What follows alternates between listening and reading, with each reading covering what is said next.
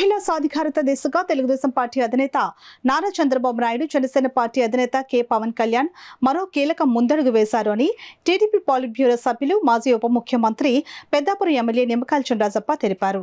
కాకినాడ జిల్లా సామలకోట మండలం అచ్చంపేట గ్రామంలోని తన స్వగృహంలో ఏర్పాటు చేసిన మీడియా సమావేశంలో చినరాజప్ప మాట్లాడారు. కళలకు రెక్కలు అనే పేరుతో ఓ సరికొత్త పథకాన్ని మహిళల కోసం తీసుకుని వచ్చారని అన్నారు. మహిళలందరూ కూడా వృత్తి విద్యా కోర్సుకి ప్రాధాన్యత ఇవ్వడం జరిగింది. మహిళలందరూ కూడా ఎక్కువ అవకాశం వృత్తి విద్య ద్వారా వారి గవర్నమెంట్ అవకాశం ఉంటుందని చెప్పి ఉద్దేశంతో ఒక పథకం పెట్టడం జరిగింది. అలాగే ఇంటర్మీడియట్ పూర్తి చేసిన ప్రతి ఆడపిల్లకి కూడా ఈ పథకం వర్తించాలి. రాష్ట్రంలోని ఆడపిల్ల కూడా ఆర్థికంగా ముందుకు నడగాలి, గవర్నమెంట్ నిలబడాలి.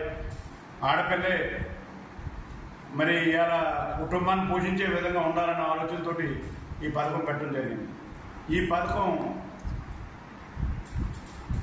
తీసుకునే లోన్ కూడా ఈ ప్రభుత్వమే హామీ ఇవ్వాలని చెప్పి చంద్రబాబు నాయుడు గారు, పవన్ కళ్యాణ్ కూడా ఇద్దరు ఆలోచించారు. వీళ్ళకి హామీ ఉండేలాగా, ప్రభుత్వం హామీ ఉండేలాగా చర్యలు తీసుకోవడం జరుగుతుంది. ఈ పథకంలో మహిళలకు అభ్యున్నతికి కొత్త కోర్సులు కూడా ఏర్పాటు చేసి ఈ కోర్సుల ద్వారా ఈ మహిళలు ఉపయోగపడే విధంగా చర్య తీసుకోవాలని చెప్పి తీసుకోండి. ఈ పథకానికి ఈ ప్రభుత్వం కూడా నిధులు కేటాయించి ఆ నిధుల ద్వారా ఈ పథకాన్ని అమలు చేసే విధంగా చర్య తీసుకోవడం జరుగుతుంది. ఈ పథకంలో ఉన్నత విద్యకు కూడా మహిళలు ఉన్నత విద్యకి వెళ్ళాలి, ఎవరూ కూడా ఆర్థికంగా ఇబ్బందులు ఉన్నాయని నేను చదువు మానేయాలి అని అనుకోకుండా మహిళలందరికీ కూడా సహకారం ఇచ్చి ఉన్నత విద్య చదివే విధంగా చర్య తీసుకోవడం జరుగుతుంది.